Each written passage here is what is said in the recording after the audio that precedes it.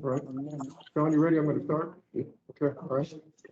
I'm going to go and bring the meeting of the Portsmouth Redevelopment and Housing Authority to into session here.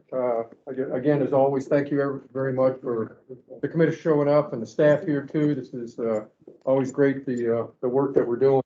I was real excited here this last month, and we'll talk more about some of the things that happened in the last month.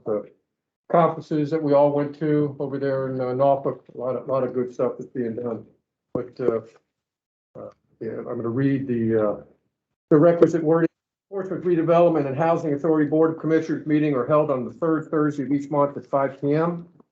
All meetings are conducted at PRHA's main office, which is here at 3116 South Street, unless otherwise noted. All members of the public are welcome to attend virtually. All right, and with that in mind, Elise, if you could do the roll.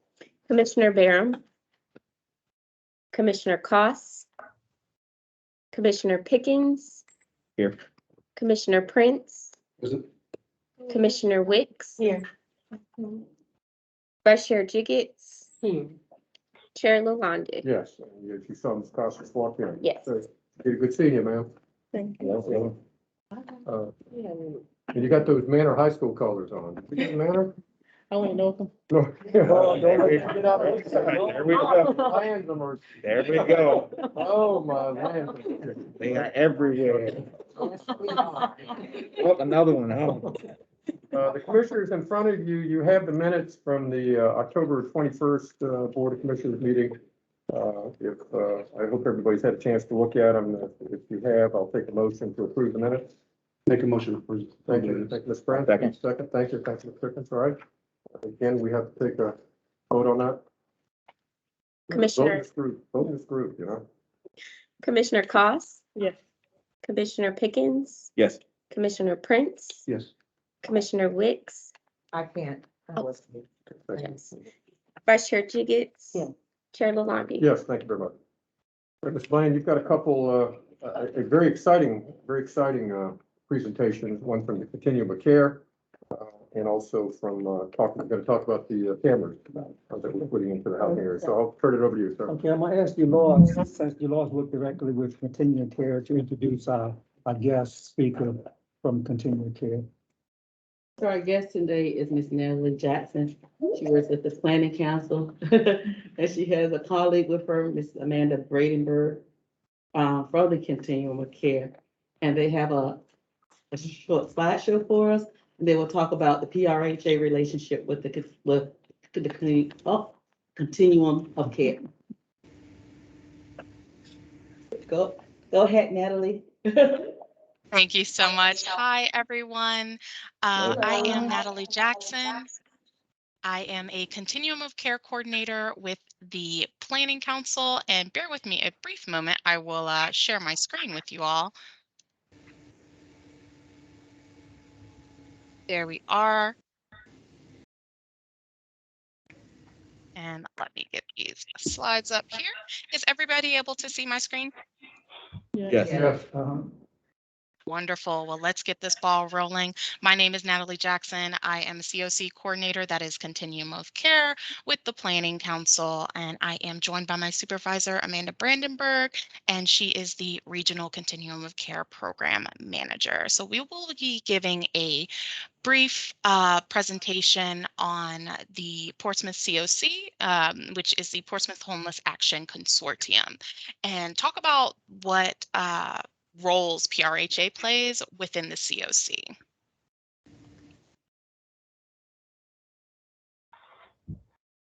So for Continuum of Care, I'm not sure what everyone's level of knowledge is based on that, so I'll just give a brief synopsis. So a Continuum of Care is a regional or local planning body that coordinates housing and services funding for households experiencing a housing crisis. Each COC has a designated COC lead agency as well as an HMIS lead agency. And HMIS is the Homeless Management Information System. So the Portsmouth Homeless Action Consortium is made up of approximately 22 public and private organizations.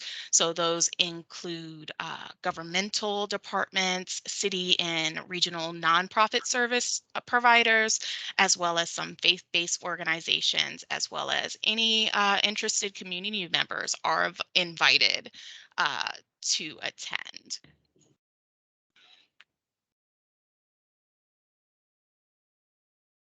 So next up is our committee structure. So we have here our executive committee, and that is our governing body for the Portsmouth Continuum of Care.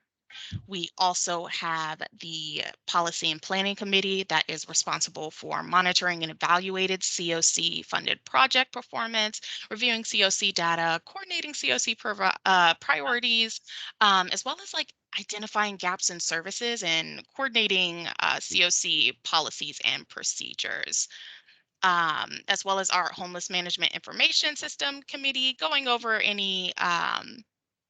anything related to the HMIS system and ensuring that users are adhering to the policies and procedures that are set in place by the COC and adhering to HUD standards. Yeah, I'll And, just add to HMIS is it's the required database that we have to use to record data for any clients that are moving through our system.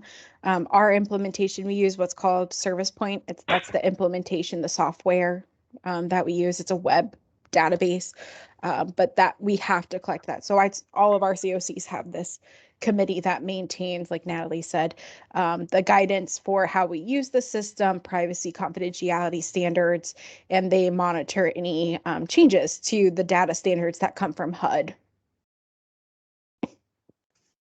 Wonderful. Thank you so much, Amanda. And just a brief synopsis of our Coordinated Entry Committee. So they are responsible for the development and implementation of the coordinated entry process, and also to coordinate program participant intake assessments and provision of referrals for the city of Portsmouth, or for the Portsmouth Continuum of Care. And also within the Coordinated Entry Committees, we have two subcommittees that are underneath that committee. That is the Portsmouth Coordinated Assessment Network, as well as the Veteran Committee. So the Portsmouth Coordinated Assessment Network is case conferencing. That is the subcommittee where we provide assistance to homeless individuals and families in finding services and resources that will aid them becoming self-sufficient. So during that committee, we case conference, so discuss the client's status and connect them to the most appropriate housing resource. And last but not least, we have our bi-monthly PHAC community meeting, and they are open to the public. So just a brief overview of our committee structure and where we see PRHA participating most actively is on the coordinated entry level, the policy and planning level, as well as the executive committee level. And PRHA does attend our bi-monthly PHAC community meetings to give agency updates. So PRHA's input is very helpful, and their collaboration really does assist in decision making within the COC as they are a voting member. And we are going to move on to the next slide. So our next slide here is regarding the partnership between VSH as well as the Portsmouth Redevelopment Housing Authority, the SRO program. So that's that single room occupancy program. So there is roughly about 60 units across the COC. They are defined as HUD as other permanent housing as opposed to permanent supportive housing, whereas permanent supportive housing requires a documented disability along with chronic homeless status. OPH is a little bit broader. They don't require that documented disability for entry into the program. And we list here some of the SRO preferences. So that is the chronic homeless, veteran household, chronic homeless, a chronic homeless household, a veteran household, as well as other non-chronic households. So as vacancies arise in this program, the assistant property manager at VSH, and VSH is one of our partners within the Continuum of Care. They notify PRHA that a vacancy is upcoming, so they collaborate together to review applications and as well as connect clients to the SRO program. That SRO waitlist is maintained by PRHA, and the case managers will consult with PRHA for any updates regarding their clients. Amanda, did you have anything to add regarding that partnership? I'll say with this inside the COC where we take a role is mostly we do PRHA will Elisa will attend the meetings and occasionally give updates on this program in case there are any bumps or hiccups where the COC can step in and help address any of those. And at our coordinated entry meetings, we discuss households that would be a good fit for the SRO program. So we don't, when we're planning for literally homeless households that are, on the street in shelter and need immediate housing, this is SRO placement in these units isn't our first option. The SRO wait list is pretty long. It can take time for those units to turn over. So we try to house people in COC housing first and use SROs as what we call like a move-on option where households are stabilized in housing and then can move on to SRO or through other avenues if the wait lists for housing choice vouchers or Section 8 are open. So this isn't usually our first option, but as many people that are eligible and are a good fit and are wanting this resolution, we simultaneously have case managers complete the applications with the client and submit them to PRHA. So even while we're working on other avenues of housing, this is in the works simultaneously. So in case this does pop up first, we can get that household placed and resolve their homelessness through this program. Awesome. Thank you so much for your input, Amanda. We are moving on to the emergency housing voucher program. So the EHV program, it is available through ARPA, that American Rescue Plan Act. 18 vouchers were allocated to PRHA in order to assist individuals and families who are homeless, at risk of homelessness, fleeing or attempting to flee domestic violence, dating violence, sexual assaults, stalking, and or human trafficking, or individuals who were recently homeless, as Amanda mentioned, that move on program as well, and also individuals who have a high risk of housing instability. So as you can see here, it's a basic referral process from the COC to the PHA. So the critical role that the COC plays is determining the target populations and prioritization, as well as eligibility. So the COCs are responsible for determining whether the household qualifies under one of the 4 eligibility categories for the EHVs.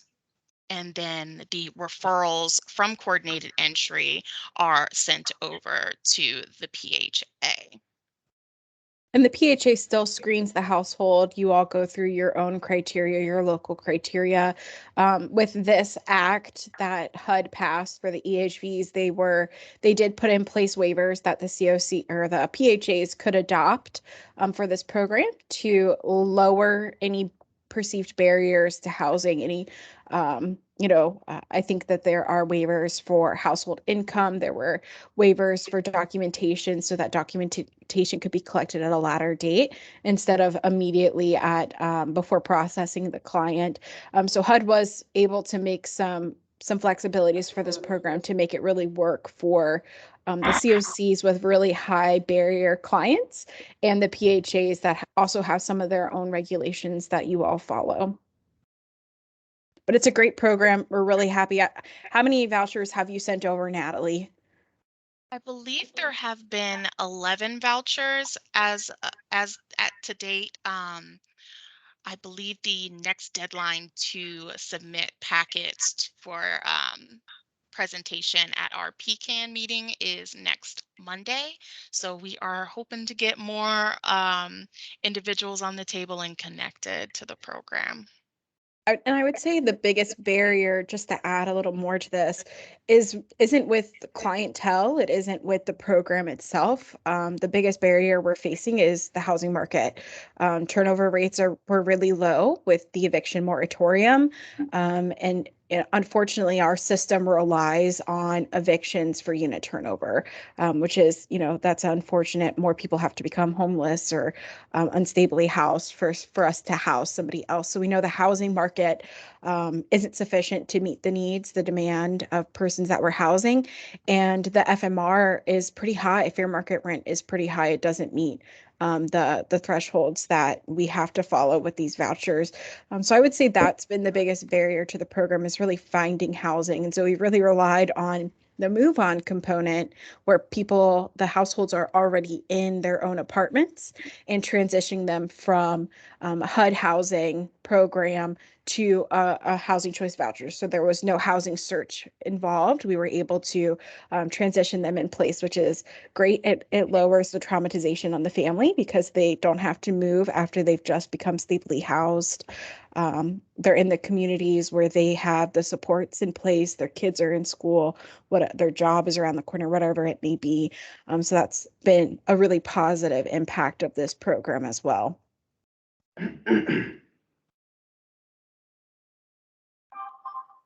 And next up is homeless preference. And I will turn this over to Amanda. Yeah. So one of the things that the COC has to do every year, we have to submit an application of funding through it's the COC NOFO, the Notice of Funding Availability, through HUD. So we just submitted it. What you're seeing on your screen, those 3 screenshots are actually from the application we just submitted last Tuesday for I think it's just about $1.6 million. I can't remember off the top of my head, but quite a substantial amount of money for over, I think it's about 100 units of housing between permanent supportive housing programs and a transitional housing program. So it's a huge opportunity. We did have an agency come in and submit funding for a new project to expand Virginia Supportive Housing, to expand their permanent supportive housing programs, which is great. We always want partners to come in and take that money on the table. It was a COC bonus that we're able to apply for, about it's almost $70,000. It was 69 and some change.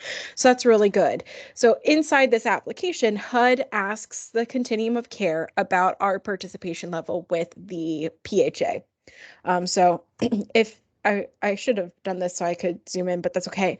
The first sheet, we list the PHA, the local PHA that's involved in the continuum of care.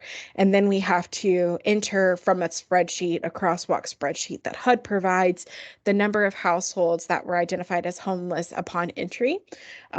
So for this PHA, it's like 74% in the housing choice voucher program when they entered were homeless or had a homeless history. So that's pretty high. HUD looks for that to be about 20% or higher. So it's really good to see that your housing choice voucher program, which already does have a homeless preference in place, has a high rate of entering persons that have a history of homelessness into the program. That fourth column asks if the PHA has a move on preference, which that move on program is usually an agreement between the COC and the PHA to set aside a certain number of public housing units or housing choice vouchers to assist in move on programs where households, and what we think of when we call these move on programs are permanent supportive housing, rapid rehousing programs from the COC that have households that don't need the super supportive services. They've stabilized in their homes, they're budgeting well, they've got jobs or other income in place, but they still they can't afford the units that they're in. So these move on programs come in really handy when you're able to connect that household to subsidized housing with either a public housing unit or a housing choice voucher, and move them on from a COC program that has the really intensive case management into subsidized housing without as supportive services where you see in the COC programs, but it's a really great avenue. So this year, that was a new question for the COC to answer. And unfortunately, we had to put, no, we don't have any sort of set aside programs or move on in place with PRHA yet. Well, maybe one day. But this is a really good example of, some of what we're asked as a continuum of care about our involvement with the PHA. Portsmouth PHA has been a wonderful partner. We were able to add a lot of information. The COC has worked with PRHA on the emergency housing choice vouchers, the mainstream voucher program, and the FUP vouchers, the family unification, and I believe you all got some FYI vouchers as well, the foster youth to independence vouchers that the COC and PDS have worked with her shelter to, get families into those vouchers as well. So PRHA is a valuable partner, and, we really look forward, but I wanted to share with you all some of the information that we're asked about our collaboration with you all. Wonderful. Thank you so much, Amanda. And lastly, I have just put my contact information up here. I am the Continuum of Care Coordinator for the Portsmouth COC. So if you have any questions, I am available, as well as I have linked our PHAC website where you can get some information as well. So I just wanted to ask if anyone had any questions for us. Table here, any questions? I have a Vice question. Chair, yes, please. Going back to your very first slide, I was sort of in my mind tabulating the various components. I think it was the single occupancies. SRO. What was it? SRO. Yeah, it's right there. Did I tabulate this right, that we only have 60? That That's is, yeah, there are 60 SRO beds in total. So we do a housing inventory count each year to look at the total number of bed units available across the entire COC. For Portsmouth, there's quite a few. Let me pull up my report, and I can tell you exactly how many. And we break it down between emergency shelter operations, so beds that serve as emergency shelter beds, which can include the hotel rooms. This year, they did include the hotel rooms because we've gotten quite a lot of money thrown at us to help support people in hotels instead of on the streets. And then we have transitional housing beds, rapid rehousing, and permanent supportive. And I can send you all this report so that you have it to look at as well. But this year, there were 81 emergency shelter beds when we did the point in time count, and the HIC are conducted at the last week of January. So this shows some seasonal overflow winter shelter beds that might crop up with in a normal year. If PVH weren't operating full time, this would, change your numbers. But so there are 81 emergency shelter beds, 10 transitional housing beds, 94 rapid rehousing beds, 160 permanent supportive housing beds, and then the 60 SRO, which are categorized as other permanent housing beds that are on your screen. Do you see a need that there needs to be more dedicated to Portsmouth? I think when we look at our numbers, the rate, which I don't know if you all have seen this year, but the state usually does a homelessness per capita. And for the last several years, Portsmouth had the highest rate per capita of homelessness across the state. And it was actually beat out this year by two different, I think, Petersburg and another county in Northern Virginia. I do think the rates of homelessness are steady in Portsmouth. I wouldn't say that we're declining yet. The point in time this last year was really odd. We didn't conduct a full point in time count. There are so many other emergency shelter. This is a very transient area. So it's hard to really say if I would not say that we've met our our maximum. I think that there's absolutely still room.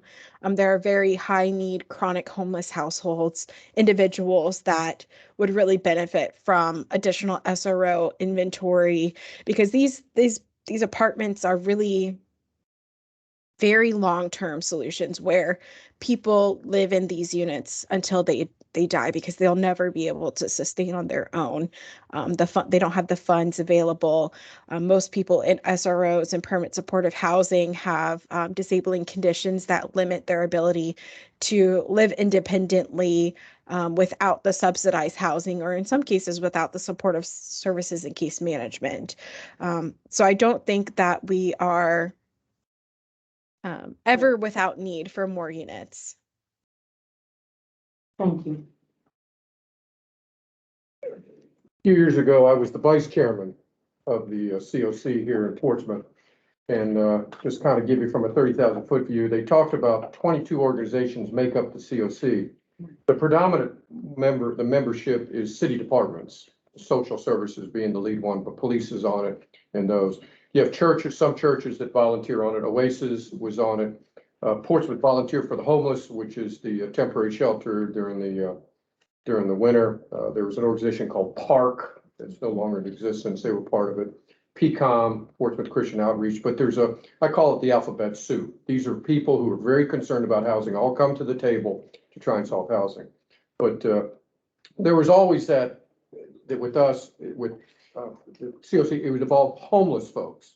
And that was always the struggle with PRHA because we're not really in the home, we're in low income, affordable housing, that kind of stuff. But most recently, HUD has recognized that we can do things, and that's why those emergency vouchers have been coming. And Carol and her folks have done a great job to getting them out. I'm shocked, and I guess I'll just make the comment that all we have available is 1.6 million. It was more at that one time. So realize that's all that's available to the city is 1.6 million to fight homelessness. So, chronic homelessness, so you know what that definition is, you've had 3 years worth of homelessness, significant homelessness. So that's a big deal to work with, and we've got to take care of our own citizens. But I want to leave you all with the number while we need some help from homeless. We're sitting on over 3,000 people on our wait list waiting for housing, right? They're not homeless, but they're definitely in need of housing. So we're leading the way. Yes, we are. And we're building stuff, but the COC is a great network. They work close. This HMIS, if you're homeless, if you're in need of close to homeless, chronically homeless, you're entered into a database. So any one of those organizations they go to, they can say, hey, we're trying to give you help here. We're trying to give you help there. And it's across the region also. So if someone goes from one city to the next, they can say, hey, we're trying to help you. All right. But I guess I'm asking y'all as commissioners, the best thing you can do if you see a homeless person is get them to social services and get them into the system. Right? You got to get them into the system because this doesn't work unless we can identify them and help them. A lot of data is taken, a lot of care is taken, and that's how we take care of our own here at PRHA. All right. Thank you. Thank you all so much.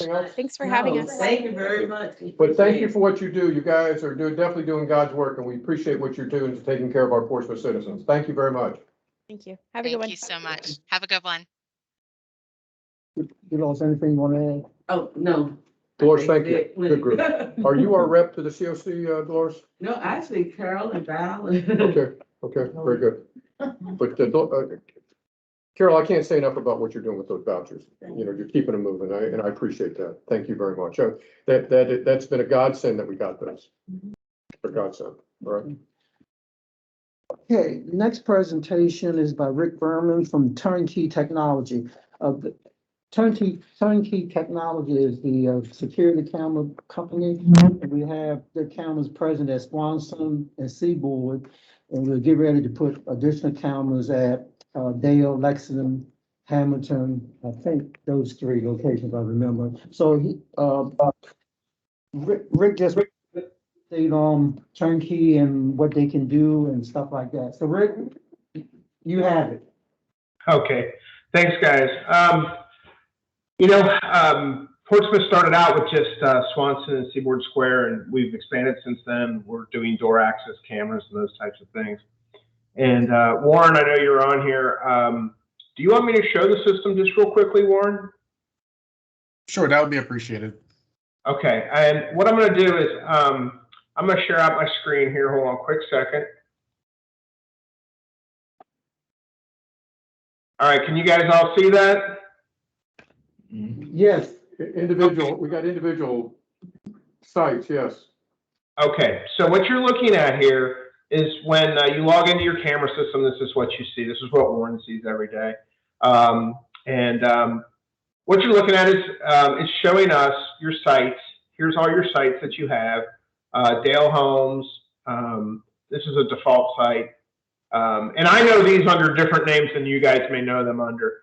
But anyway, right now we are installing Dale Homes as we speak. After Dale Homes will come either Lexington Place or Hamilton Place, but they'll both also be done. Seaboard Square was the first one, or Swanson Homes was the first one we did. I know Swanson Homes is eventually going away, but I wanted to show you it because it gives you a good example. So here it is, and right now we're going into night mode, and just remember you're going to lose a little bit here picture-wise because we're going through a Zoom conference, or I'm sorry, through Teams. But anyway, I'm going to pick some of the cameras that are still in daylight up, and this is a particular trouble spot for you guys. There's been all kinds of episodes here where I think there's been everything from a shooting to somebody rammed this porch and knocked the columns out and those types of things. I'm going to blow up the picture, make it a little bigger, a little easier to see. The camera system was first installed in, I think we've got it finished right about May of 2020. Warren. 2019. 2019, was it? Warren, or Keon Gorley, I'm sorry, was the original person that we dealt with. And then as we started putting the system in, we started dealing more and more with Warren and IT because the system really runs through IT. It's a great system. Since you guys have had yours installed, I have 12 more housing authorities that have this system installed in it. And I'm going to show you some of the features that it allows you to do.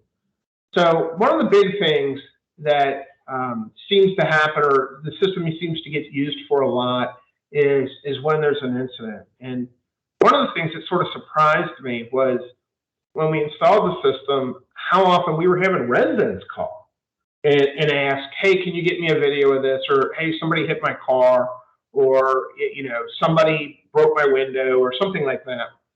So this is a typical camera right here. And most of your cameras are the same. Most of them are what's called CD51s or CD41s. They're really the same camera with one small difference. The 51s have an optical zoom lens on them and the 41s don't. That's the only difference between the camera. The picture-wise is the same. So what I'm going to do is I'm going to turn this camera into high definition mode. And if you notice, all the cameras are mounted about the same height throughout the project. This one here, if we come down, this is a live view right here, what we're looking at. And down here in clips, and I'm going to move these into 1 hour clips, are clips throughout the day. They're in 1 hour increments. And if you look at it, if I just scroll my mouse through, do you see these blue lines at the bottom? That's where there's movement and people and cars. And the system will detect people, cars, those types of things, and it'll tell us, if you look here, see how it puts the number 1 right there? What that's telling us is it found one person in that picture. And if I want to see that video, I just click on it, and it'll bring the video up, and I can roll it forwards and backwards. I can also search. Now, right now, we're waiting for the system to come up. I'm going to put it in standard mode. Put it back in standard mode. I can also search motion in any area I want to. So, for example, let's say I had something happen right here by this trash can. What I could do is I could come here to the video. It'll come up in just a second here. it's actually right now what it's doing is pulling that video off the camera. But what I can do is I can search through this video by area, okay? So I can tell it, I don't have to watch a bunch of video. I can tell it, just search at this garbage can. And I'll show you how to do that real quick. So what I do is I set a motion right here. Okay, I'm going to tell it we're going to do a motion search. We're going to do it right here by this garbage can. All right, and I'm going to tell it I'm going to search for people. I can tell it vehicles also if I want to. If I turn these off, it'll search for any movement at all. But I'm telling it people and vehicles. And what it does is now you can see here's all the clips of where it found a vehicle or a person by the garbage can. All right, so if somebody called me and said, hey, somebody threw my garbage can out in the middle of the street and dumped garbage all over the place, we could find it very, very quickly. All right, but there's some other features I want to show you about the system, because most of the time when they're using it to go back and see what happened. But one of the things about this is it's a proactive system. So, for example, I can come here to what's called events. All right, or I'm sorry, I'm going to come to searches first. And I'll go to events here in just a second. And if you notice on searches, I can tell it to search by people, by profiles, or by vehicles. Okay, so for example, if I click search all, it's going to go out, and I'm going to cut this down. That's too much. That's too big of a search. It'll take too much of your internet speed here. Let me go back here real quick. Good. Okay, so what it's doing, I'm going to go back to searches, and I'm going to tell it, instead of search all, I'm going to search just an individual camera, because I don't want to, if I search all, it'll grab all your cameras, and that puts too big a burden on the internet on the system. But if I just come right here to vehicles, I'm searching just this camera now, but it works the same no matter what. So, for example, we've had times where I like to tell this story. One time when I first set up a system for the Steubenville Housing Authority, the managing director called me one day, and she had just gotten the system. She hadn't even been trained on it. And she said, hey, tell me how you search for a vehicle. And I told her. And I said, okay, now click the button. And she did. And all I heard after that was this scream of, there he is. And she dropped the phone. But what she was doing is this is bringing up all the vehicles that this camera saw. But we can hone it down. We can come down by date. So, for example, let's come to today, okay? And we can go to time, but I'm just going to say any time today. All right, but I can also put more restrictions on this. I can come to color and say, show me all the black vehicles. All right, and see what it's doing? It's just picking out black cars. If I click on any of these thumbnails, it will show me the video of where it found that car. But I can also go to type of car. So I can come to truck. All right, I didn't find any black trucks in that range. So, but anyway, here, and if I go to SUV, a lot of times it'll find much more. And I'll go to black SUVs. Okay, and here's the camera coming out and finding black SUVs. Now, this is all nice and fun, but what we can do with this system is we can put it on guard, okay?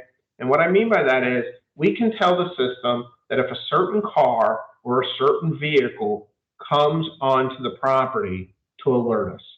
And when it alerts, what it does is it will send you a text message or an email, whichever you prefer, or both. And it not only sends you the alert that this has happened, it sends you the video clip. So let's say we were looking for this car, and here it comes back on the property. What it's going to do is it's going to send you a video clip, all right? And when you hit it on your phone, it's going to play it, right like here, okay? Now, what this camera is actually doing right now is it's going all the way out to the camera. It's pulling this video off the camera. It's sending it through your network that we built for you guys to handle the cameras and playing it back out on the screen, okay? And then here's where we saw it. There's some new features, and by the way, it will do the same thing with people, okay? Now this camera is not going to pick up too many people. It's too high up. It's too far away. All right, but it will pick up some. All right, the people that get real close to it. But it does have the ability on these systems we can load in a picture of a person. And if that person comes on the property and comes within a camera or comes into the office or anything like that, it will send the same alert. And that's called person of interest. So if I come right here and I come to people, okay, right here is all the people that the camera system has seen up to date. And this is rolling 30 days. So you have 30 days worth of storage and it's going to roll. Now, it's going to take it a while to pull all the people in here. It'll take it a couple minutes. So I'm not going to put that drain on your system right now. I'm just going to go to a camera and do one. All right. So we'll come. Rick, I'm sorry to interrupt. Because this is being recorded, can we skip the people component? Because we'll have persons' faces on.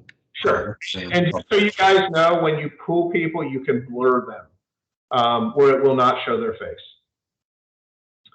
So anyway, that's what it does. There's the next phase that you're going to be getting that you don't have currently. And I'm going to switch out of your organization and I'm going to switch to the city of Oroville, Ohio. This is the home of Smucker's Jelly. And Oroville, yeah, and Oroville is getting, we just installed this about 2 months ago. They have LPRs, and that's what this is right here. And you guys are getting some LPRs now. And so what LPR stands for is license plate recognition, okay? And what these cameras will do is read license plates. So this camera is in LPR mode. They'll even read them at night, okay? So what I'm going to do is I'm going to click on this camera, and what you'll notice comes up here is license plates. And right now it's getting dark, but the camera will still pick them up and read them, and it decodes them for you. So this is the plate, this is what it read, okay? And you can come down through these. Now we get in the daytime, it gets a little better, all right? But it will show you, actually it gets a lot better, but it will show you the plate where it read it. And if you look over here at the times, you know, 448, 448, 448, 446, 445, it's catching plates at a high rate. About 98% it will catch. And if the angle's good, it'll catch even more. And then what it does is it decodes it. Now, what do you do with this? Well, one is if we can come up here to search, and we can key in a plate number, and we don't have to key in the exact plate number. Let's say the only thing I knew about the plate is it had the letters A, B, and C in it. That's all I know. All right? I key it in, and it's going to bring up every plate with A, B, and C in it. Okay? You see this one right here? And I say, oh, that's the plate I'm looking for. And if I click on it, it's going to come up. Here's the picture. And then here's the overview of where that car was caught on the camera. Okay? So it's that blue car. It's the last car that comes through. Of where that was caught on the camera. So what you can do with this, though, is some other neat tricks. I shouldn't call them tricks. There's some things you can do. Like, for example, you can key a license plate in. So let's say, and I have to be a little careful here, guys, because this is a customer site that they're letting me show. But what you can do is you can come in, I'm going to clear this out, clear out the ABC. Right here, there's license plate of interest. So what you can do, and what the police department in Oroville does, is they use that to come into the system, and for example, they had a car stolen. They will come into the system and click license plate of interest, and they will key in, okay, I didn't find any because we didn't set one up, but what they will do is key that plate in, and it will go through all the cameras, and there's 33 of them in this system, and search for that license plate. And what it'll do is it'll bring up, if it finds a direct match, it'll bring it up. But if it finds, you know, it starts doing a fuzzy search. So it starts looking for a direct match, then it looks for something that maybe 3 of the 4 numbers are right. And then it just, you know, it keeps progressing like that and so you can look and see what you want to find.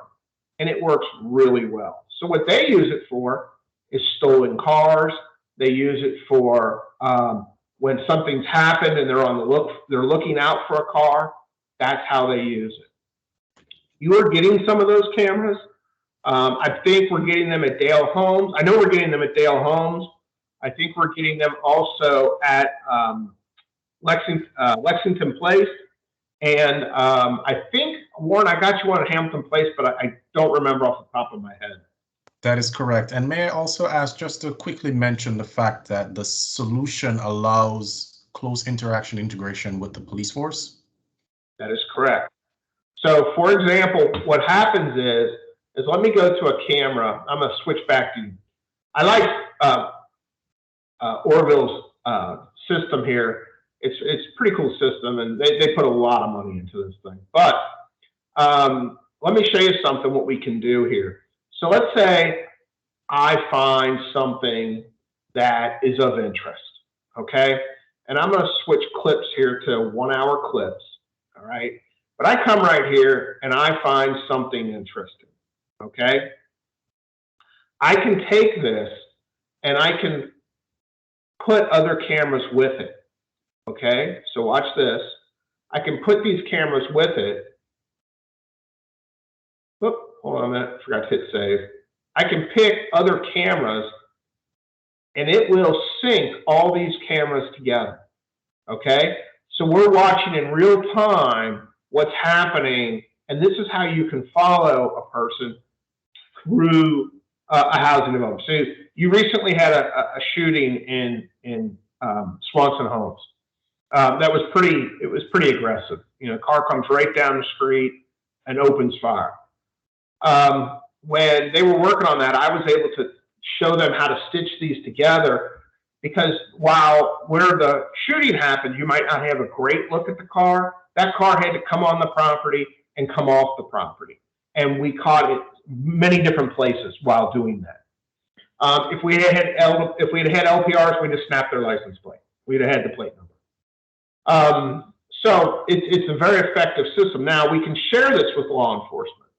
So, for example, let's say I see something happening here. I can come right here to this little button, and all I have to do is click it.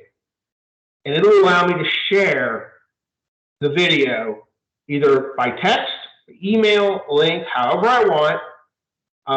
All I do is come here and either find a contact. Here's me right here, and hit send, and it'll text it right out to me. Or I can key somebody in. So what happens is, why law enforcement likes it, is it allows them to stand off and look at what's happening before they necessarily go charging in. So they have it's a safety issue, but it also allows them to understand what's going on. And sometimes, to be honest, they realize that maybe there isn't an issue at all. So it works both ways. The cameras are very powerful. What's great about it is these systems don't require any servers.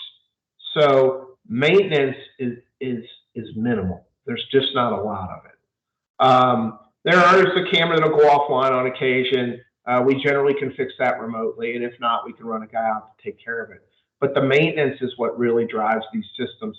It's being widely accepted in housing authorities. I now have, when I first installed this in Portsmouth, you guys were the second ones to get this system. The first being Steubenville, Ohio. And now we have 14 of these customers, and we're getting ready to install a massive one down in Tennessee. Same system though. The other thing I like about it is it's very easy to use. I could probably teach anybody to use it in 5 minutes. I don't even think I spend any time teaching Warren how to use it.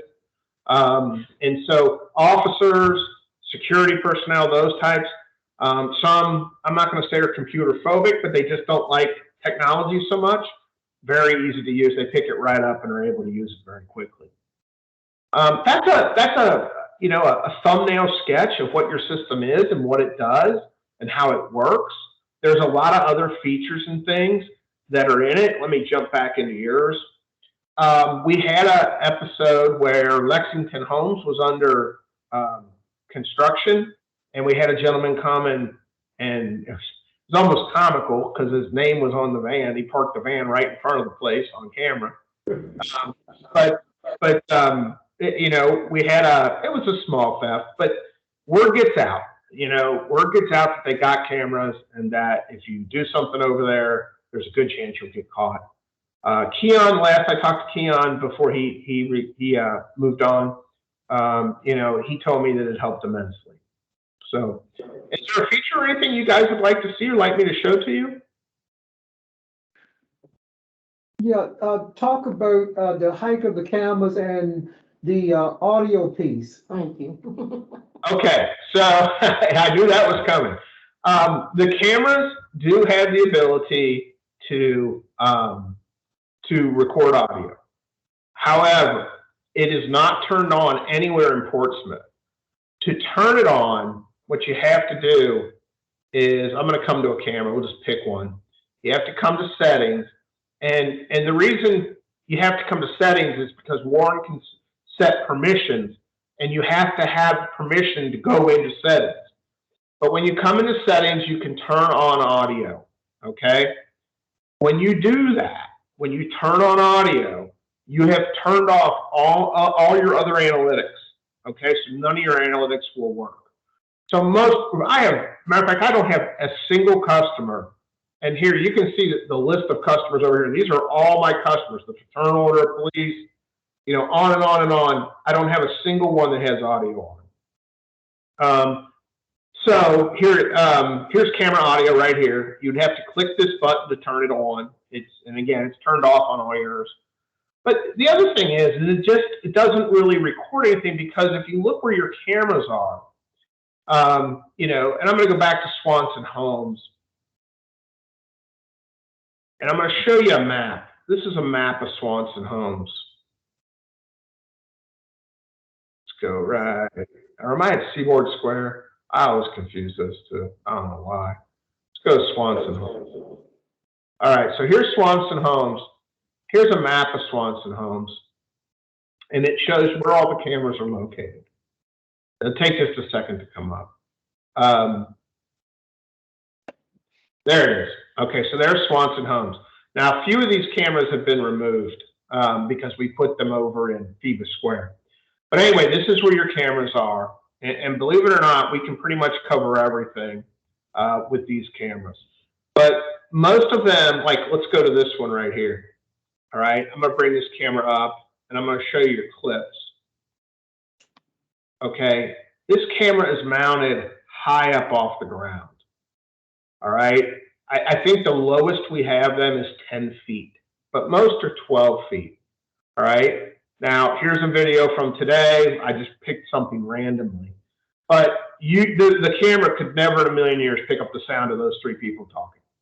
All right, it's not meant for that. I always tell people that want sound, we'll put in a sound recording system if that's what you want. Don't use the cameras for that. It's just not very good for it. They're too, you're not going to hear anything. You're going to hear wind noise mostly. And the cameras, you know, we tuned your cameras. We designed your system for what it was meant to do. And at Swanson Homes, it was meant to cover big pictures of wide areas. Okay. And if somebody told me they wanted to listen to sound, I would have mounted the cameras completely different and tuned them different. All right. So sound's going to be very tough. I doubt you would hear anything on any of them.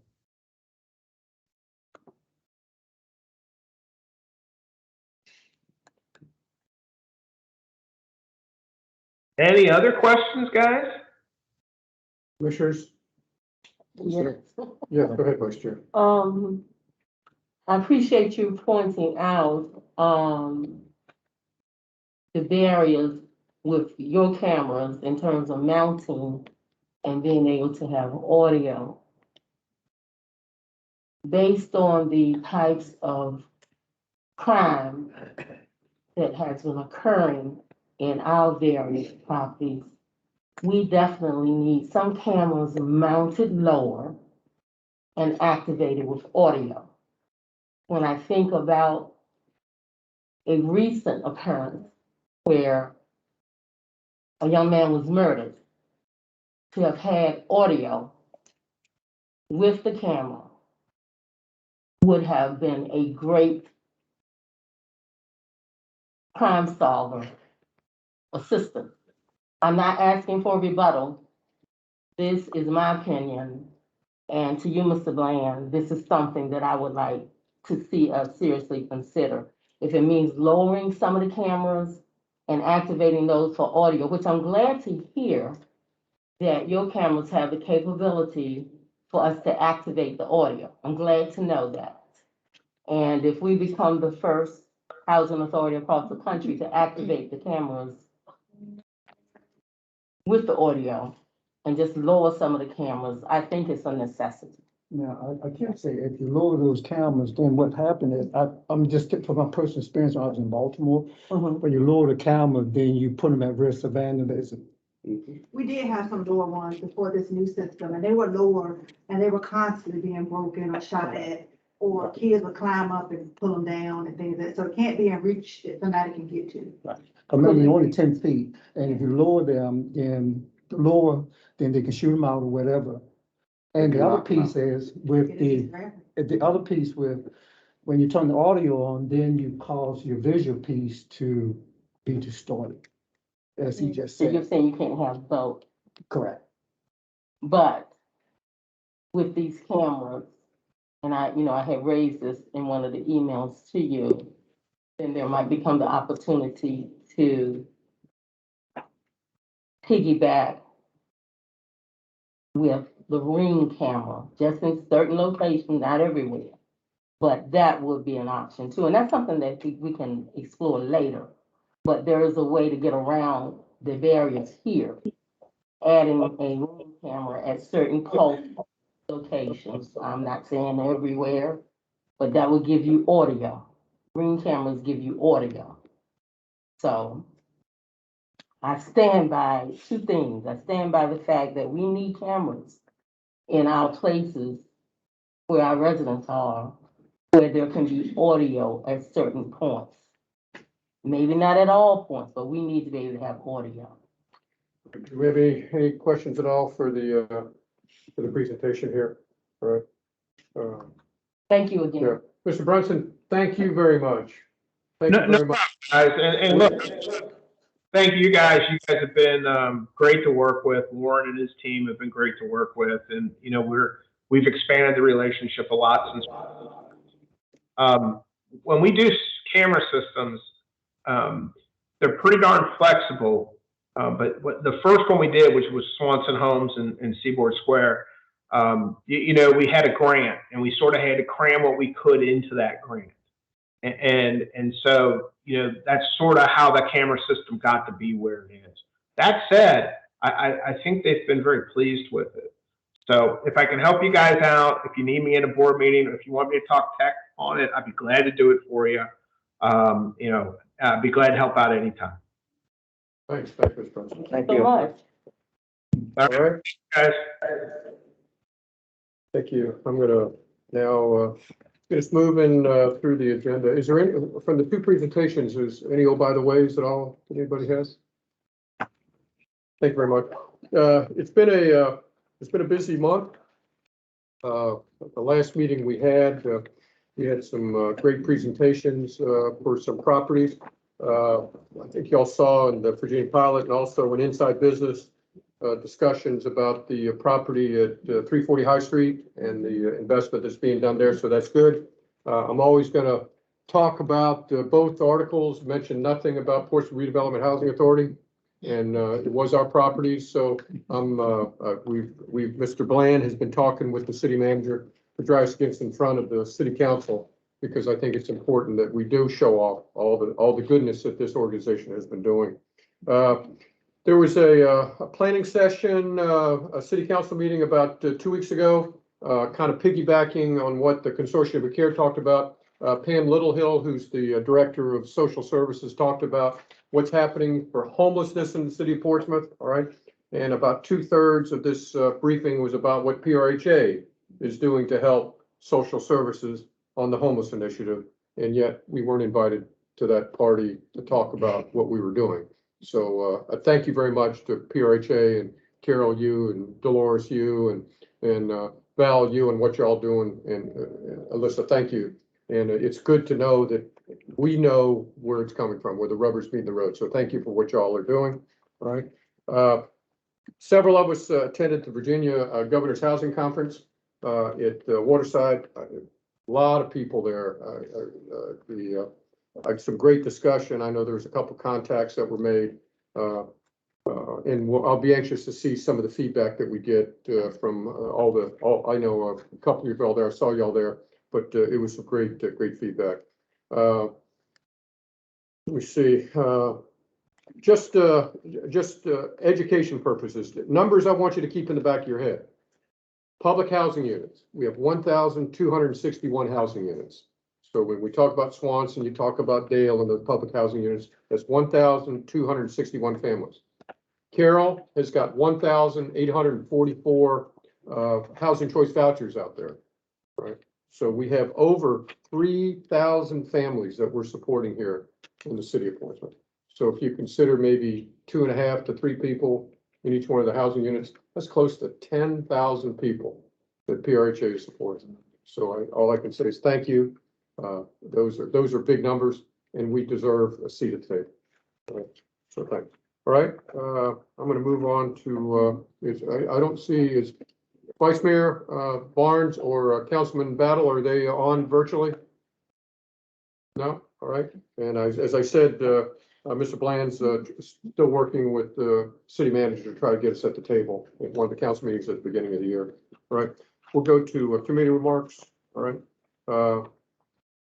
Pickens, I don't know if you want me to do it or you wanted to give. Yes, sir. Mr. Pickens and I met with Shannon for a good 45 minutes to talk about the financials. Gave us a quick overview that we are still in the black and doing well. So thank you very much. Shannon's going to give the detailed briefing to us next month. Also, she's going to be presenting us the budget that we're going to be looking for next year. So I'm not going to say things are perfect. Not everything's perfect because we've got auditors all over us checking every nickel, every dime. It was interesting. We've got, I want to say it was $25 million is what we have in operational funds. While we were sitting there, a young lady came in to ask Shannon, I need to find out where the $772 is at. So we're dealing with millions and millions of dollars, and it's refreshing to know that we're drilling down to $772 and trying to figure out, is it in the right column? So that's impressive. Thanks, Shannon. There was a couple questions I asked about monies, and just so y'all know about the TCC property. Where that money is going to go if and when that deal is finalized, and that's going to go into the general fund that will give us some flexibility to build some stuff. We're still, I guess we need some feedback, Philip or Mr. Bland, on the Victory Crossing, where that money might go. All right, and I guess we'll talk more about development when we get into it. But we're not that we're flush with cash, all right, but we do have some flexibility when it comes to money here at the organization. So we'll have more detail. The only hiccup that we saw that she talked about was we have a significant water issue at Hamilton. We don't know if it's interesting about finances, money, because it shows up on the bottom line, and now we got to track it back to see where it's at. But we don't know if we got a rate problem with the city, and she's talking with the city about that, or water problems. I know we've had maintenance folks out there. We're not seeing any water problems, but we got a bill that's about a third to 40% higher than it overly is with water at Hamilton. So as y'all keep your ear to the ground, be anxious to hear what you say. Shannon, was there anything else you wanted to add? Okay. And thank you for your service and thank you for your staff. You guys do great work. All right. Development? Ms. Cost, you want to take it, or I've got the notes here. I got notes. All right. Yeah. So Ms. Cost and I met with Mr. Page yesterday, and we went over a number of different properties. So just a quick couple notes on those. So we expect to be under contract at 5315 High Street, the single family home on High Street in Churchland very shortly. Just a couple small items that we were going over there. 340 High Street, you've already mentioned. I think everyone's pretty well versed on that. We're probably about 60 days out from closing, 30-day due diligence period, and then closing after another 30 days. We have received another offer for the purchase of the Washington Park property, which is on, the one that we talked about a while back that had the storage space and everything that went down with council there. So we've got another offer there that Mr. Page is looking into, and he's also in conversation with Safe Store about, kind of the best way to move forward there. And then, we'll have some more information when that's a little farther along. And then, the development team has reviewed proposals for the Lincoln Park Phase 2 site and selected the Richmond group to develop a 95-unit senior housing building. So they're working to formalize that agreement and move forward with the hopes to update us on the December board meeting. And then we'll have a few items in closed session, but I don't know, Ms. Goss, if you have There's anything. all my notes, everything I had. Mr. Page? Any comments, Commissioner Just Vice Chair? Tell me a little bit more about the Richmond group, please. Yeah, I'll turn that over to Mr. Page. There were two developers, we issued a I solicitation. can't hear you. We issued a solicitation for developers. The Richmond group is one of the two that were selected. They're full services development corporation. They have construction, they have property management. They're able to front costs and be able to get us started with a lot of the developments, and they submitted the best proposal for this Lincoln Park Phase 2 site. We will have a better presentation for you and more information, we hope, at the December board meeting. Are they actually based out of Richmond? Is that why they're named the Richmond group? Yeah, it's RICHMAN. Okay, are they an LLC? Yes, they are a limited liability. Okay, and you still are talking very low.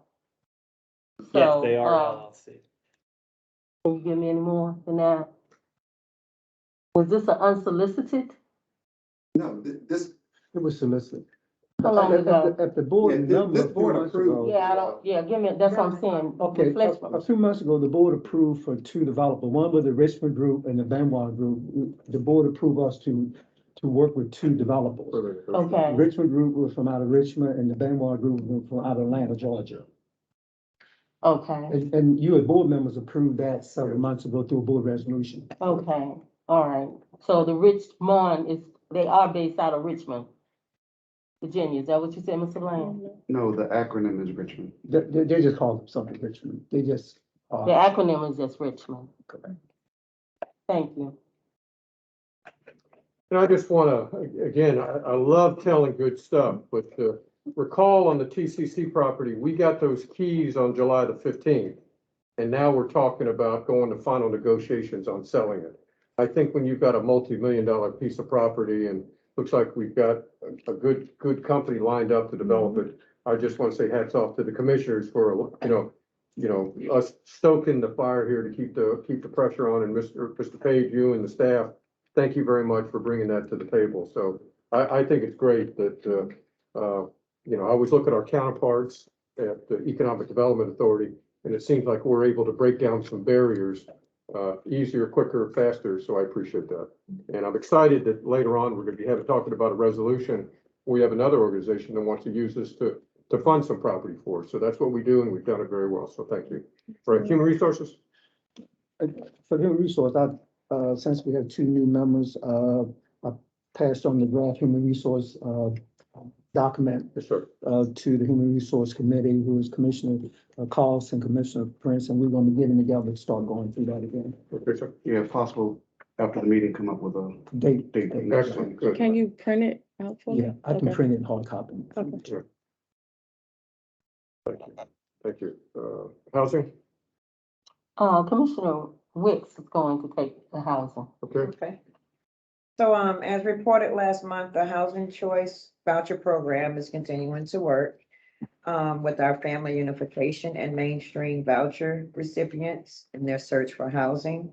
The COC is continuing to provide us with referrals for the emergency housing vouchers, and we are issuing vouchers to the eligible applicants.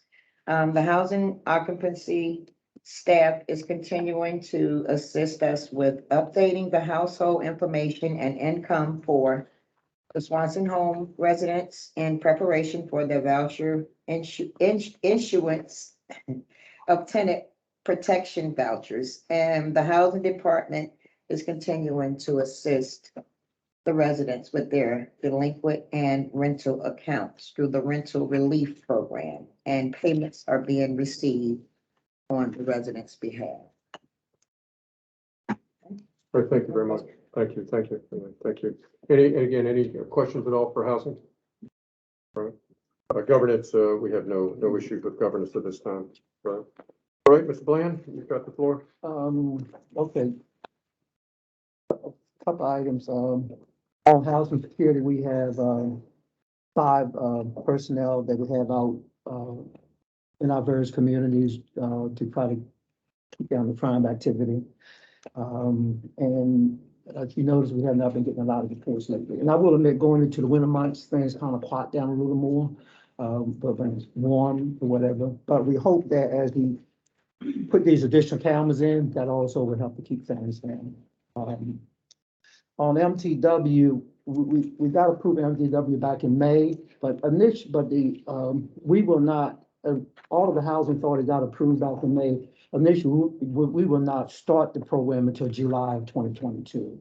So we are working now, kind of put together what we call our MTW plan. So probably, hopefully, February or March of next year, we will present that plan to the board prior to it going to HUD for final approval. And the next thing is we'll be closed half a day prior to Thanksgiving. That Wednesday before Thanksgiving, we'll close at 12 noon. We'll be closed Thanksgiving Day. The day after Thanksgiving, we'll be closed, and we'll come back to work that Monday after Thanksgiving.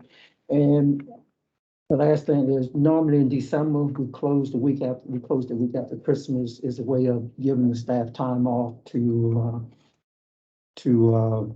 enjoy the family and to exhale, whatever you want to call it, to get energized for 2022. Yeah, you had an item down here for Brighton Elementary. Oh, yes. Brighton Elementary, a good loss.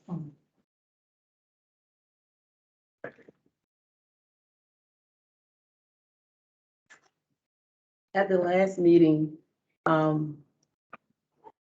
Commissioner Jiggs asked a question about the 21st Century Community Learning Center grant and Brighton Elementary School. And Brighton Elementary School already has that program in place that's run through Portsmouth Public Schools. They actually have, Portsmouth Public Schools has 4 21st Century programs, one at West Haven, one at Douglas Park, one at Brighton, and one at Churchland Middle School. Okay, thank you so much. Thank you. That's All right. good to know.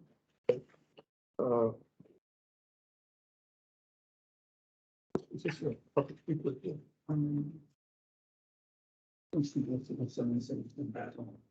That's right. Right, I'm gonna move to the 2 resolutions, Ms. Bland, I guess. Okay, Alyssa, you got these? Okay. Commissioners, Resolution 2021-38 is asking your approval for a bond issuance for the Mount Perlman project. This board reviewed and actually approved this exact same resolution a year ago, November of 2020. These resolutions have basically a 1-year lifespan, and so since the project did not close, we're bringing that back for your consideration. A presentation, if you care to have any questions, can be made by Harriet Reynolds. Harriet Reynolds is with the Delphine Carnes Law Group, and she is representing PRHA in this matter. Harriet, was there anything in particular you wanted to say? No, I just wanted to thank you for having me this evening. And as I said, you've considered it before. This is a wonderful opportunity, I think, for the Housing Authority, because it really does not put the Housing Authority at risk, but brings in an annual fee and also provides additional affordable housing. I wanted to let you know that Ann Curtis Saunders Bond Counsel is also on the line tonight. And if you have any specific questions about the project, she would be able to answer your questions as well. I remember I thought this was a very good project that they were going with. I think we had a lot of discussion about liabilities and what concerns we had here at PRHA, and I think they were all very well addressed. I thought the presentation that we had, and again, it was over almost a year ago at this point. All right. Again, I'm sorry, any questions? Yes, ma'am, Ms. Costa? I know some of us wasn't here for November 2020. Can you give me like a quick rundown or whatever? Yeah, that's good. We've got 2 brand new commissioners that weren't here last year, can somebody give us a thumbnail about the project and what the Mount Herman group is doing? Well, I'm going to turn this over to Ann Curtis Saunders because she has more details about the project itself. I'll let her address you. Thanks, Ms. Saunders. Thank you, Harriet and Mr. Chairman and Commissioners. And I apologize, I'm having some issues with my camera this evening. Otherwise, I'd be on video. But as Harriet mentioned, I'm Ann Curtis Saunders with McGuire Woods. We're serving as bond counsel on this financing for Mount Herman Village Apartments. And also on the line, I believe we have Carrie Fisher, who's a representative of the borrower, MHV Preservation Partners LP. And they've requested that the authority issue up to $10 million in revenue bonds to assist it with financing the rehabilitation of Mount Herman Village. As was mentioned around a year ago, the authority held a public hearing and adopted a resolution that evidenced its preliminary approval of the financing. Since that time, our timeline for closing was pushed back a bit, so now we anticipate closing sometime in the first or second quarter of next year, provided, of course, that you all approve of the financing this evening. So we're back before you before your final approval of the financing. And also, Mr. Chairman, if I could ask you, because of the passage of time, we would like, or we will have to, under applicable law, hold a public hearing on the item tonight, which we advertised for the past 2 weeks in the Virginian pilot. So the resolution before you tonight, it provides your final authorization for the issuance of the bonds. It also approves of the forms of the financing documents, which have been circulated and reviewed by your counsel. The resolution authorizes the authority's officers to execute the financing documents and to take other actions necessary to carry out the transactions that are authorized under the resolution. However, the resolution also acknowledges that no bonds can be issued until certain actions required by applicable law have been taken, and that includes getting the Portsmouth City Council's approval of the financing. They approved of the bond issuance once before, but again, because of the passage of time, we have to get their approval again, and we'll be on the agenda at their meeting next week if you all approve the resolution tonight. And I should point out that the resolution also acknowledges that the borrower will indemnify the authority and its officers and commissioners for any liabilities that may arise in connection with the bond issuance, that all costs of the financing will be paid by the bonds or by the borrower, and that the bonds will not be the general obligation debt of the authority, the city, or the Commonwealth, but rather will be paid for the funds pledged therefore, which will include the debt service payments on the bonds that'll be made by the borrower. So that was, I guess that was really the highlights of the resolution. And for a project overview, I guess I'd ask Carrie if she could maybe hit a few high points on that. Yeah, absolutely. Thank you, Ann Curtis. And thank you for addressing this action item this evening. I represent the developer and owner of Mount Herman Village. Mount Herman Village is a 90-unit community that serves seniors in Portsmouth. It was originally built in 1980 and it's been well maintained, but has not had a comprehensive renovation done since it was originally built. So we're planning on really giving the community a new lease on life. There will be some amenities that are added, namely dishwashers in each of the apartment units to bring things up to a little bit more of current standards. These units are also supported by a project-based Section 8 contract. So I'm happy to address any additional questions if you have them. If you could, again, because of the two new members, kind of what our liabilities are, what is their pocket cost, is there money out of our pocket, and what, not exact dollars and cents, but what we would expect to gain from the issuance of these bonds. Would you like me to speak to that, Carrie? Yes, please. Harriet. Thank you. In this instance, PRHA is serving as a conduit issuer, and as Ann Curtis mentioned, there's no liability to the housing authority. All costs are paid by the borrower. That includes all legal costs. So there is no cost to the agency. In terms of a fee that the agency will collect, that generally is 1/8 of 1% of the outstanding balance of the bonds. So you would get that fee at closing, which, as Ann Curtis mentioned, will probably be in the first or second quarter of 2022. And then you receive an annual fee based on the diminishing value, outstanding value of the bonds. And that fee is paid to PRHA every year as long as the bonds are outstanding. So it's really a wonderful situation. And then, of course, it provides this, new lease on life for the Mount Hermon Village. But neither the commissioners nor the authority are liable. They are indemnified, and it's not your obligation. So I think that the agency is well protected, and it provides a wonderful service as well as brings some revenue that PRHA can use to further its mission.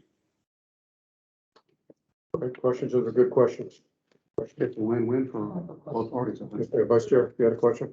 Yes, as I had last year, when is the last time you all have had direct communication with the residents? My concern last year was making sure that the existing tenants, that their rents were not going to increase.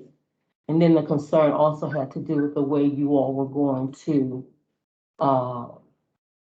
have the units renovated, that it was going to be turnkey renovation, no inconvenience to the residents, because as you indicated, they are senior citizens.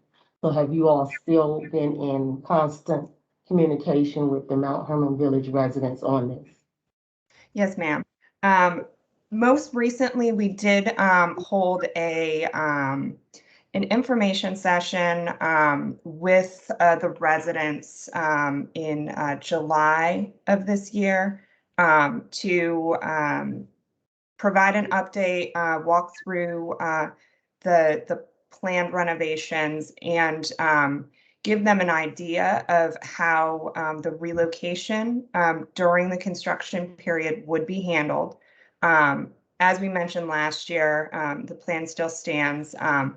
There will be some need for folks to move around, but we will have moving companies and assistants in place to help those residents pack up their belongings and move to either a newly renovated unit where they can unpack and stay there, or if they express the desire, they'll need to move out of the unit they're in temporarily while the renovation is being completed, and then they can move back in.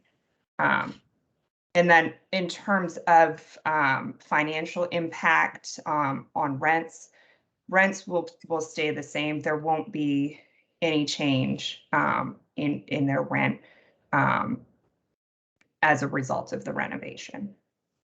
Okay, my understanding was that the companies that you all will hire were actually going to physically do the packing and unpacking for the residents because they are elderly. Is that not still the case? If there is a specific need for packing assistance, that will be provided. But to the extent folks are able to handle their packing, we've found that it is desirable, just because, you are most careful with your items. That's not to say we don't think that folks we're working with are going to cause any problems, but there's a level of care that is often paid to your own your own belongings. And we will be meeting with each one of the residents to assess their various situations. Excellent. Any other questions? All right, I know I heard Harriet say that we have to have the public hearing. We need to formally announce that, plan. I think they did doing it from there. 2 weeks. Yes, you should see if any members of the public are here, are attending to speak with regard to this resolution. So you should ask if anyone is present in the room or if anyone is present online.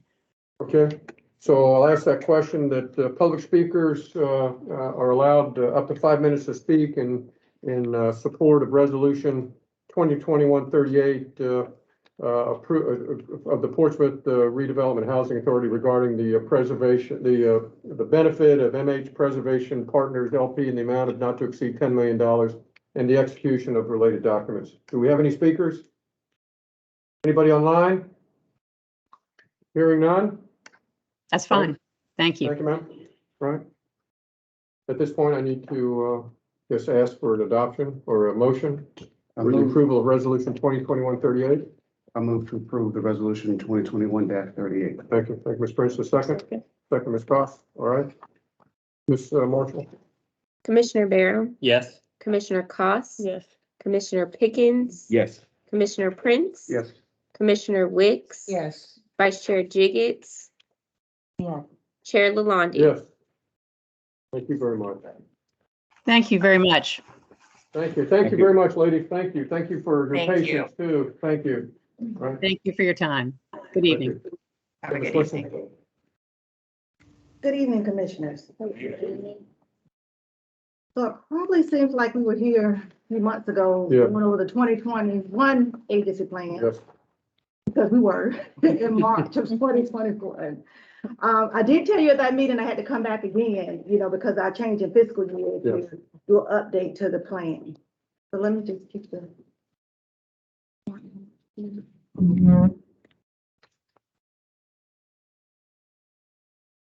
Warren, can you go ahead and play the slideshow? I can't see that far.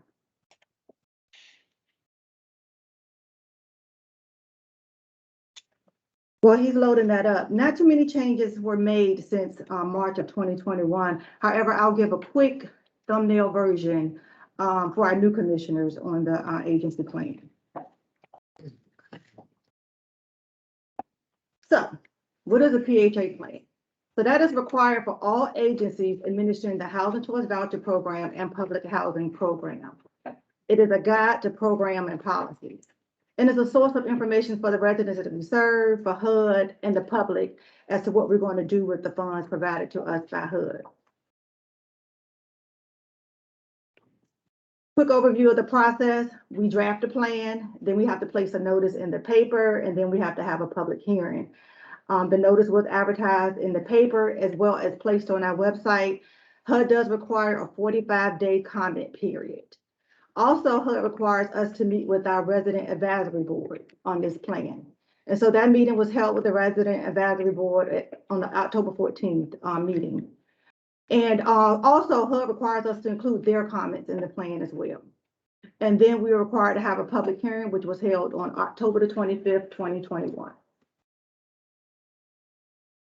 Okay. So there are two parts to the PHA plan, and the first is a 5-year plan. That is a plan that it's a big picture of what do we want to look like, what do we want to do in the next 5 years with our resources and for our residents. So they're kind of long-range goals for meeting the needs of our low-income families. And then the second part of that is an annual plan, because HUD recognizes priority changes. What we decided 5 years ago may not be the same 3 years later. So we have to update that via an annual plan. Now, new this year is the Move to Work supplement. So actually, it'll be 3 parts of the plan, the Move to Work supplement or plan. And ideally, I would have had that ready for you all today, so you all could vote on that. However, we're still working on that. It's currently in process. We're working with our HUD consultant. Again, Mr. Bland mentioned earlier that we're moving forward July 1st.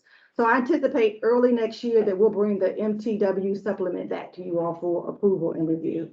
Again, we still have to have the 45-day comment as well, and you all can vote for that at that time. Okay. So included in the PHA plan is the HCV admin plan and the public housing emissions and continual occupancy policy. We call it ACOP. So basically it's this babble for the HCV program and public housing program. That is actually the main document, the most important part of this plan. Okay, so Carl is going to talk a little bit about any changes that she has with the HCV plan.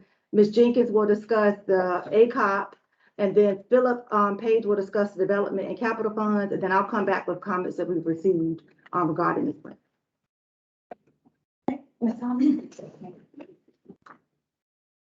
If I remember right, this plan is about 500-600 pages long, so you all have nothing else to do.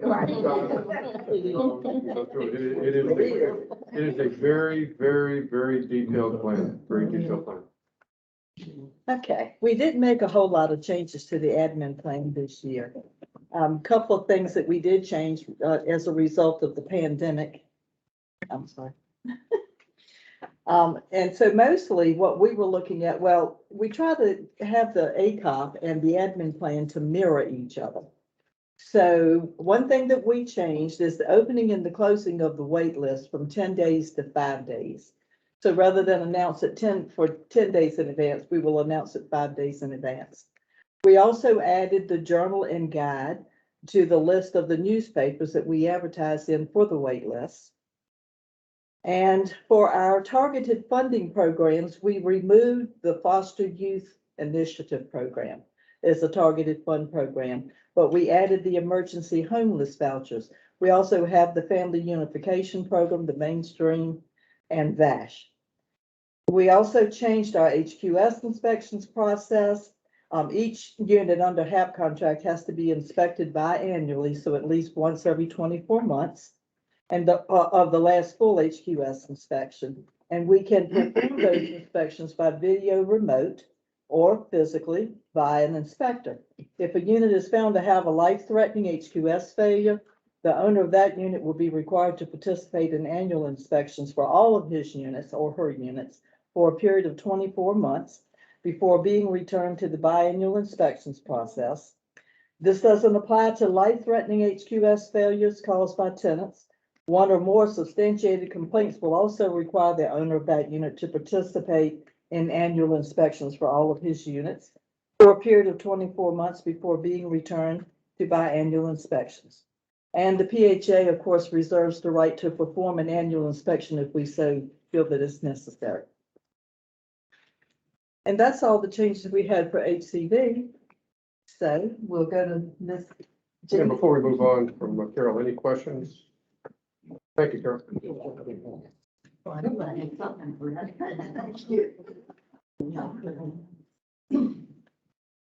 evening. Good evening. Oh, Lisa, you know I cannot see this.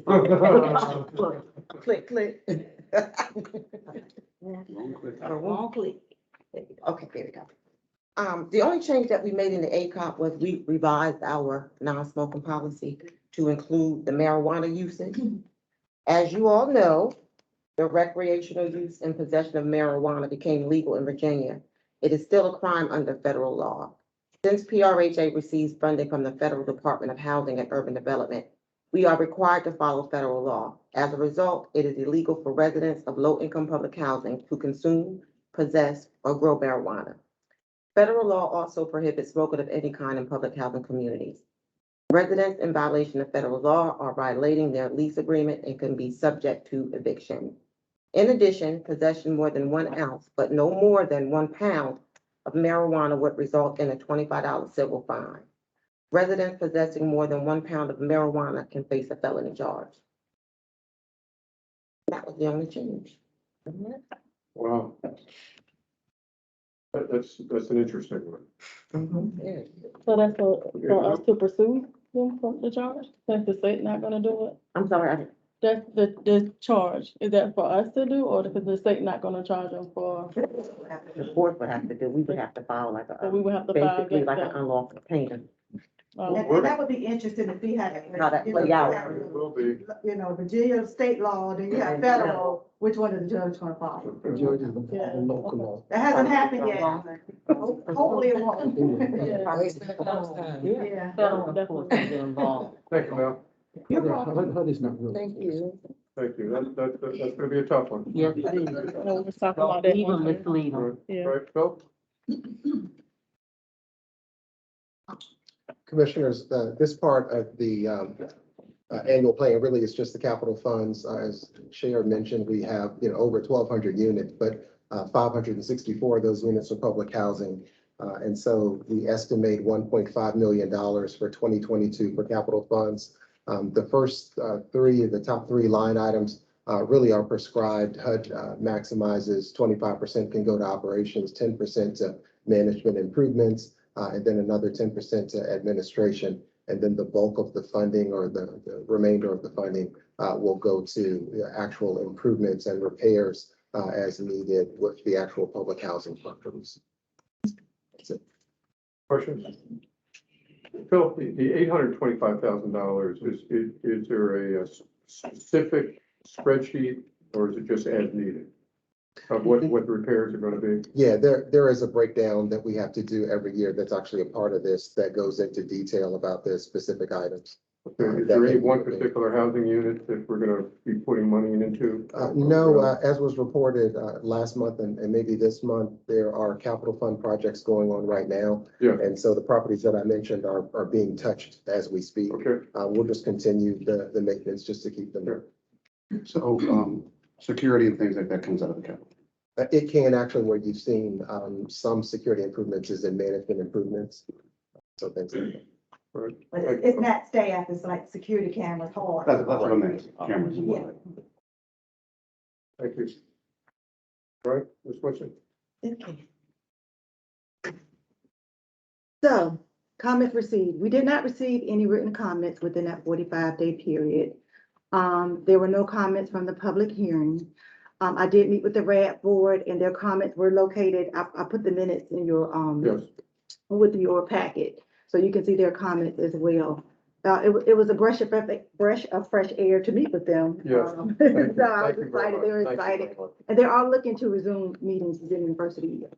So, so their comments will also be included in the submission of the, agency plan. Thank you, and I really appreciate getting the RAD back. It's always nice to have someone else, stakeholders involved, so thank you very much. So what I need you all to do today, please, is to approve the 2022 Public Housing Agency Plan, including the revisions to the admin plan as well as the ACOP. You're going to authorize the chair to execute the required documents and submit the final plan to HUD. Are there any questions? Commissioners? So I'm going to put the resolution out there. I need a motion to, I'll make a motion to approve resolution 2021. we have a second, all right, Ms. Marshall? Commissioner Barron, Yes. Commissioner Cost. Yes. Commissioner Pickens, Yes. Commissioner Prince, Yes. Commissioner Wicks, Yes. Vice Chair Jiggets, Yes. Chair Lalonde. Yeah, thank you very much. At this point, again, before we go into closed session, I'll make one more ask there. Public speakers are allowed 5 minutes to speak. Do we have any public speakers?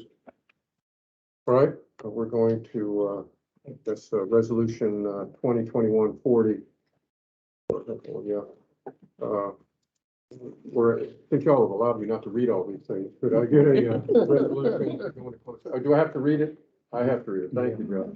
Thank you, Judge. A resolution of intent to meet in closed meeting, whereas the Freedom of Information Act provides the Board of Commissioners can meet in a closed meeting for discussion or consideration of the acquisition or the disposition of publicly held property, where discussion in an open meeting would adversely affect the bargaining position and negotiating strategy of the public body. It's set forth in section 2.2, 371A3 of the Code of Virginia as amended. The matters for discussion are the disposition of real properties located in Crawford, Westbury, Sugar Hill, West Haven, and Swanson. Now therefore be resolved that in compliance with the Virginia Freedom of Information Act and the above referenced section Virginia Code, the Board of Commissioners shall reconvene in a closed meeting on November 18th, 2021 for a discussion of the disposition of real property pursuant to Virginia Code. So I need a motion to go into closed meeting. So moved. Yep, got it. Second, thank you very much. Ms. Marshall. Commissioner Barron, Yes. Commissioner Cost, Yes. Commissioner Pickens, Yes. Commissioner Prince, Yes. Commissioner Wicks, Yes. Vice Chair Jiggets, Yes. Chair Lalonde. Yes, thank you very much. We're now in closed session. Take a good 10 minutes here, because I gotta get something in my